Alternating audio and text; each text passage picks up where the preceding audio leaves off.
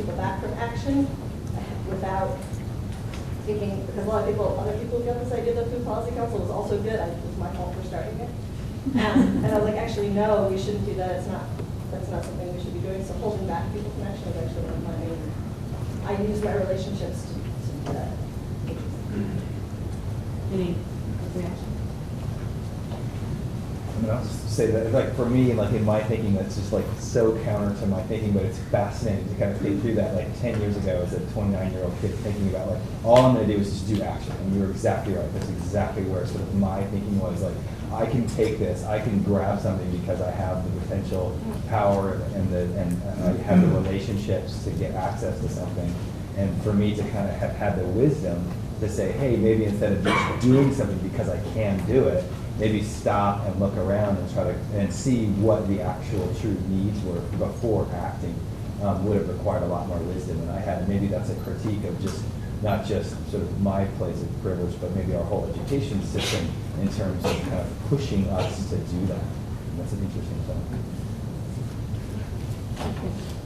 Well, I'm struck by Malik's description of the community food security movement in Detroit. And this is my first time here at this conference. It's very inspiring to me, but I see a similar thing. And I just assumed that some kind of reflective analysis of how we undo racism within the community food security movement and the organization was going to be built into it. It never saw it happening except in the cracks, in the questions at the end or people, whatever. So I'm just wondering how much, and then I hear from people that 5 years ago that was more of a topic, and then it sort of faded out more, and I think, well, that's right, it's optional. If you're a primarily white organization, it can fade in and fade out as it becomes a priority or not a priority because it's optional. So I'm just wondering what thoughts people have on the panel about the nature of undoing racism work in this organization and movement. Do you all hear that from that? The first Community Food Security Coalition conference I attended was in 2005 in Atlanta. And there was a whole track of workshops related to dismantling racism. The board, as I understand it, Community Food Security Coalition had contracted with a group called DR Works, Dismantling Racism Works. And there was a struggle that took place within the organization. Perhaps there's others in the room that are more informed about this than I am. But as I understand it, some folks felt that the board of the organization was not fully committed to this effort. And out of that feeling, several people created another organization called Growing Food and Justice Initiative. And Will Allen has been in the forefront of that work, and I'm sure he'll talk about that in the plenary session we're going through after this. So the work is continued, maybe not as intensely within this organization, but the work continues through Growing Food and Justice Initiative and through other initiatives throughout the country. So again, but there has been this history, and it might be of some value to research actually how that has played out within this organization. Well, can I just ask a follow-up related question to that? Let's say this organization decided that the only way it could viably move forward and reach its goal would be that at least half of its leadership would have to be leadership of color. Do you see that as a possibility, or is that just not, we're not ready for that level of kind of true collaboration power? Is that directed to me or the panel? Anyone. I'll let somebody else respond. And Because also, that's what I see the issue being. I think if you have enough white people in a leadership position, it stays white culture. Good morning. I'm a small-scale farmer. I live on the coast of Maine, and I can share real briefly with you something that myself and the farmers in my county are working on. I work on state food policy, and after a few years of frustration, myself and a few small-scale farmers got together and talked about how we're going to get our voices heard. When we go to our State Department of Agriculture and ask for what we call scale-appropriate regulation, they tell us that they can't, even though they agree with us, they can't do anything because the USDA has what they call an equal to law. So states that have Department of Agriculture can't enact rules or regulations that are less strict than the USDA. So when we go to our state Department of Agriculture are really, in effect, going to the USDA. And so in the face of looming food safety regulations that are really going to negatively impact small-scale farmers, we decided that we were going to make use of a very old tradition in Maine, the town meeting, which is real true democracy. And every year, towns get together and discuss matters of importance and vote on things. So we have crafted a local ordinance that exempts direct sales from state and federal regulation, licensing, and inspection. And we've done this not because we're a group of anarchists and libertarians, though some in our group identify as both, but because we have recognized that at the state and federal level, they don't really understand the type of farming we're doing in our community, the small scale, direct market, and a grassroots community building through the use of food. And so we created this ordinance, and it's been an incredible organizing tool in our community, because we have been able to talk with everybody on the political spectrum, and people get it. And we're building what Wendell Berry calls the party of local community. And even though we cite state law and the Maine Constitution, we don't expect that the Maine Department of Agriculture is going to see what we're doing as legitimate and within our jurisdiction. Same with the feds.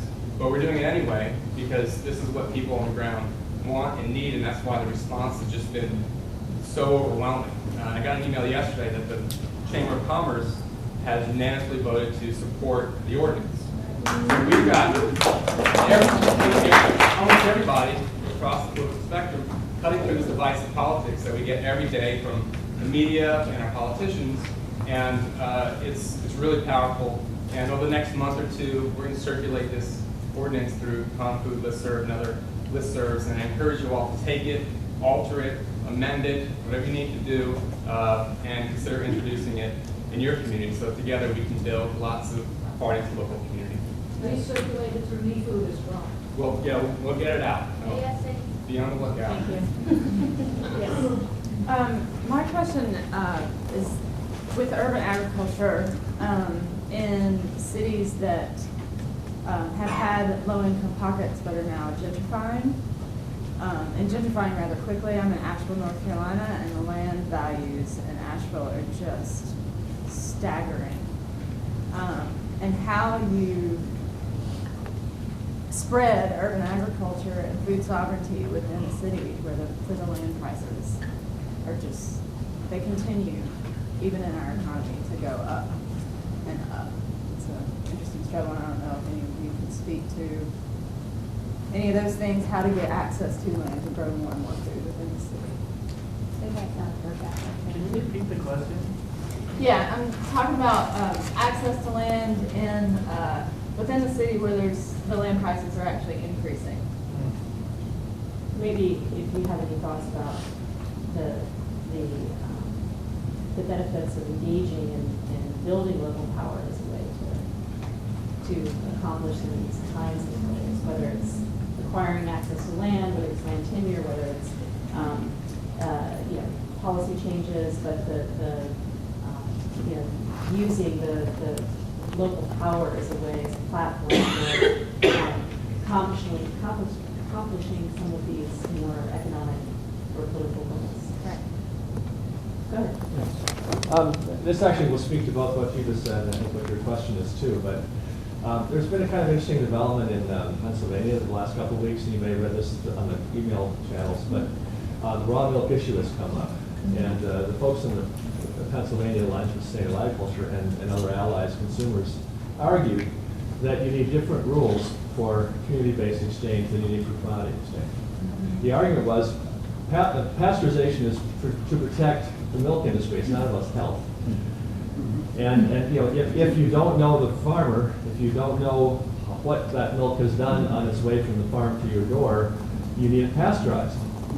But if you know the farmer, if you know their practices and you have that relationship with them, then you can decide if you want raw milk or not.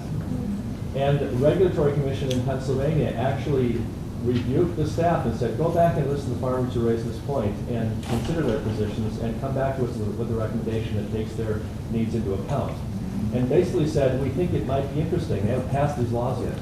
To have different regulations for commodity agriculture than for community-based agriculture. That's a terrific example of local people saying to their state agency, let's think about this in a different way. Clearly, that could be done with land issues and land prices. We have to value land for food production differently. We do this in rural and suburban counties already, but at the commodity level. Let's talk about valuing land differently for agriculture in cities as well. Yeah, because the acreage thing is big to value it as a farm. It has to be a much larger. Right.